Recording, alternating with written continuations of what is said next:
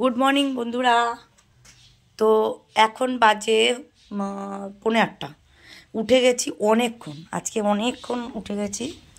তো কাজও হয়ে গেছে, ঘর ঝাড় দেওয়া, উঠোন ঝাড় দেওয়া, স্নান করেছি, চুল ভেজা। আজকে মাথায় একটু তেল দিয়েছি। তেলটা আমি সাধারণত দিই না, মানে আগে দিতাম, এখন আর তেলটা দেওয়া হয় না। তা এখন শুরু রান্নাঘর থেকে। চা করব, মেয়েকে শাড়ি পরিয়ে দিয়েছি, বললাম না মেয়ে কালকে আজকে কলেজে ফ্রেশার আছে, মেয়েকে শাড়ি পরিয়ে দিয়েছি। শাড়ি পরে তিনি নড়তে পারছে না, চড়তেও পারছে না, বসে আছে।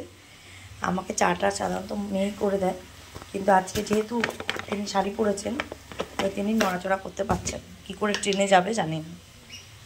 আমি আজকের ভিডিওটা এখান থেকে স্টার্ট করলাম। কাজের জায়গায় গিয়ে তো আর ভিডিও হয় না। তা চা খাবো, চা খেয়ে ডিম ভাজবো।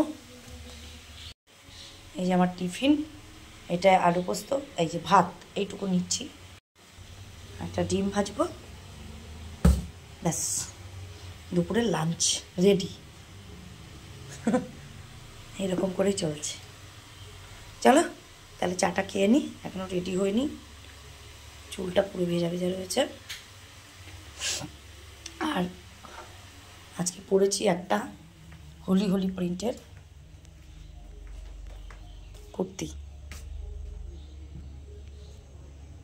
দেখো এই যে। বুড়োটা তুলতে হবে, দেখি সরস্বতী পুজোর দিন তুলব। সরস্বতী পুজোয় তোমাদের কার কী প্ল্যান আছে? আমার কিচ্ছু প্ল্যান নেই, পুজো করবো ব্যাস। উঠোন পুটন ঝাড় দেওয়া হয়ে গেছে, দেখো সব ঝাড় ফাড় দিয়ে একদম পরিষ্কার টরিষ্কার করে নিয়েছি। চাটা খেয়ে নিই, পরে আবার একটু রেডি হয়ে যদি পারি তোমাদের সঙ্গে কথা বলবো। চার জল শুকিয়ে যাচ্ছে। হাই বন্ধুরা, এখন 10টা বাজে রাত্রি। আমি এসছি 1 ঘন্টা হয়ে গেল, এসে হাত পা ধুয়ে শুয়ে আছি। এত শরীরটা খারাপ লাগছে, বুঝতে পারছি না, মনে হচ্ছে বুকে অসম্ভব যন্ত্রণা করছে, আর শ্বাস নিতে মনে হচ্ছে কি নিঃশ্বাস নিতে কষ্ট হচ্ছে। ঠান্ডা লাগেনি, কিছু লাগেনি, কেন জানি না। রান্না করিনি, মেয়ে কলেজ থেকে এসছে অনেক লেটে, তখন 6টা 6:30 বাজে কলেজ থেকে এসেছে। কলেজে ওদের সোশ্যাল ছিল, আর রান্নাও ভাত বসায়নি। তো সকালে ভাত করেছিলাম, সেই ভাতটা গরম করছে, খেয়ে নেবে, আমি কিচ্ছু খাবো না।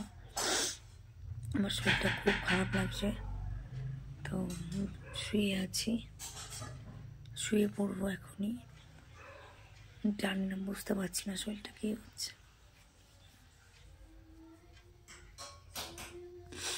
তো আজকের মতন ভিডিওটা এখানেই শেষ করছি, দেখা হবে নতুন একটা ভিডিওতে।